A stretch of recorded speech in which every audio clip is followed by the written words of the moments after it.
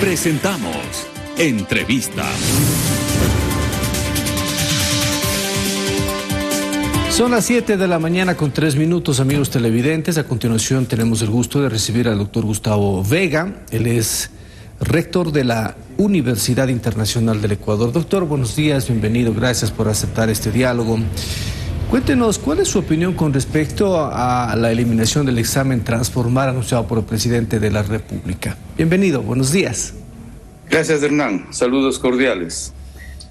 Me parece que es un decreto que trata de solucionar un tema acumulado. El año que empezamos, 93,000 bachilleres sin cupo en las universidades públicas. Si acumulamos los años anteriores, son una legión los bachilleres que no pueden ingresar a las universidades o a los institutos técnicos y tecnológicos. Sin embargo, Hernán, la decisión del presidente traslada una crisis en seguidilla, en boomerang, a las universidades públicas para que encuentren recursos económicos que no las hay ahora, pues las finanzas en el país son magras, para que puedan solucionar un ping-pong. Es decir, la cancha está ahora en las universidades públicas, lo cual es peligroso porque no hay presupuesto para poder contratar a más profesores, tener más aulas, más laboratorios para una cantidad de bachilleres que ingresará después del decreto del presidente Lasso. A las universidades privadas no les afecta porque evidentemente cada una de ellas tiene un propio patrón de selección mediante exámenes o entrevistas que ha venido desarrollándose en forma más o menos organizada los últimos años. Pero el decreto afecta seriamente a las finanzas de las universidades públicas. Esta es la parte más grave, y si no se colocan recursos para que ahora ya no dependa de la CENESIT, el examen Transformar o ser bachiller, que de paso debo decir fue realmente una prueba estandarizada, anticientífica, inhumana, pues ahora al trasladarse a las universidades, el conflicto se vuelve pues cada vez peor para cada una de las instituciones de educación superior. Doctor, me da la idea de que faltó diálogo con los interesados, con los responsables en el tema de la educación superior, es decir, dialogar antes de tomar una decisión para saber cuál es el camino, porque el primer paso se dio a nivel político, pero falta el nivel técnico e inversión. ¿Podría darse esa lectura también? Sí, yo estoy de acuerdo. Me parece que tanto la Asamblea Nacional como el Ejecutivo han estado buscando reformar la ley de educación vigente y en forma fallida, cada uno por su lado, con errores. Yo pienso, por ejemplo, que temprano el presidente Lasso sugirió la eliminación de la CENESIT, trasladándole apenas a una dependencia del Ministerio General de Educación y lo que corresponde a Ciencia y Tecnología, conformando una suerte de Instituto de Ciencia y Tecnología. Fue un paso tentativo, una especie de prueba piloto que se lanzó en forma no oficial, pero que me parece un error. Por otro lado, si hacemos un recorrido por América Latina, solamente 2 países, Hernán, no tienen examen de admisión, Argentina y Uruguay. Y sobre todo en el caso del Uruguay ha sido bastante exitoso, país más bien pequeño, de 2 millones de habitantes, con indicadores muy altos, generales de desarrollo, incluido el de educación. No ha habido inconveniente. En el caso de Argentina tampoco hay examen de ingreso y eso ha marcado la distancia con otros países. En Colombia tenemos 3 pruebas de admisión. En el caso de Brasil, en el caso de Chile, ha habido una tradición más bien en el campo de la admisión más bien científica para que los bachilleres ingresen a un sistema de filtro.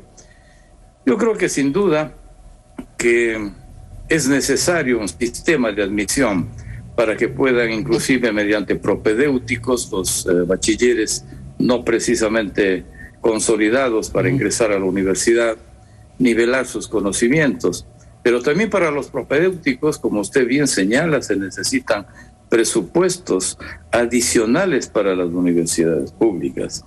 Por eso es que si se trata de devolver a las universidades la misión de filtrar, de admitir, además de nivelar humanamente, no solamente en forma mecánica, a los bachilleres, debería haber un presupuesto para que tal situación tenga rigor. No ha habido diálogo, ciertamente ha habido una imposición. Mientras tanto, la Asamblea Nacional está a punto de enviar un proyecto de ley reformada de educación superior, que también tiene errores. Yo creo que pues a lo mejor va a haber vetos presidenciales y la dilación de una reforma para el sistema de educación superior se mantendrá. Por cierto, Hernán, son cosechas del pasado. Yo querría decir, por ejemplo, que fue una errática decisión la unificación del bachillerato, desapareciendo los bachilleratos técnicos, las 3 clásicas ramas de ciencias sociales, ciencias técnicas y ciencias de la salud. Ya en los últimos años del bachillerato ayudaba a filtrar la vocación de los bachilleres. El bachillerato unificado fue una prueba populista, absolutamente anticientífica, y que disparó el conflicto al ámbito superior, es decir, a la universidad. Doctor, también quisiera aprovechar el tema de los diálogos que se están realizando dentro del gobierno nacional con la CONAIE. Están hablando incluso de temas universitarios, pero sin las universidades. Ahí yo no entiendo qué es lo que está pasando y cómo se puede manejar un diálogo mucho más inclusivo para que todos los sectores y hasta los involucrados, responsables de cada una de las áreas, asuman su compromiso en un diálogo nacional. Yo creo que sobre la convulsión que vivió el Ecuador en octubre del 2019, ahora hay un valor agregado. Después de una suerte de armisticio que con el presidente Moreno se llegó con las fuerzas sociales, sobre todo indígenas, no dejó una secuencia de manejar luego del estallido social líneas de acercamiento. Esta vez la ventaja es esa.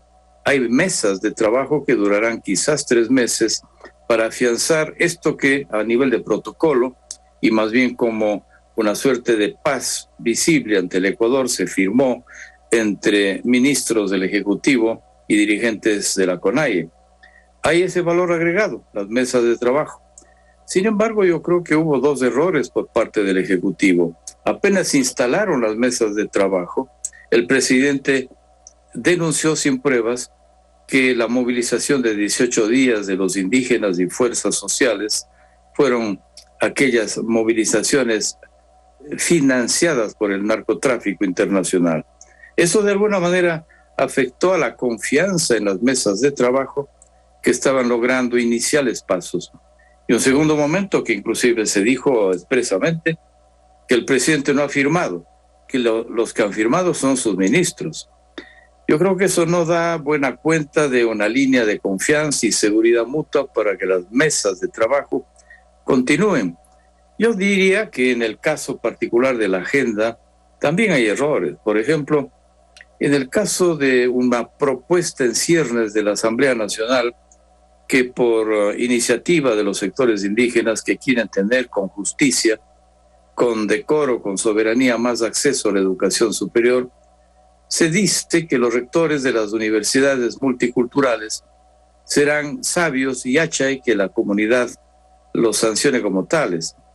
Yo creo que es cierto que la CONAIE tiene ahora un brazo importante en educación superior a través de su universidad Amauta Iwasi, que con ventaja para las reformas del 2018, 2 de agosto, esa universidad de privada pasó a ser pública, cual es correcto.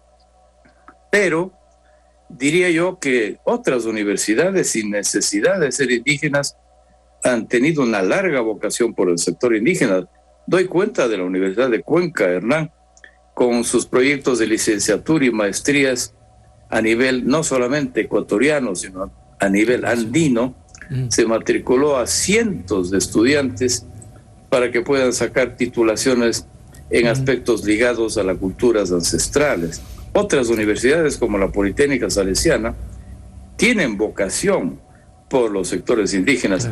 Sin embargo, hay errores. Como usted bien dice, en las mesas de trabajo deberían haber, si se trata temas de educación superior, deberían haber invitados rectores, decanos, investigadores científicos que alimenten las mesas. No Doctor, hay ese caso. Doctor, quiero agradecerle por la entrevista, que tenga una buena semana y ya tendremos oportunidad de seguir conversando sobre estos temas que sin duda son importantes. Gracias, doctor. Honrado, hermano. Muchas gracias. Doctor Gustavo Vega, rector de la Universidad Internacional del Ecuador. Temas importantes. Volvemos enseguida después de la pausa.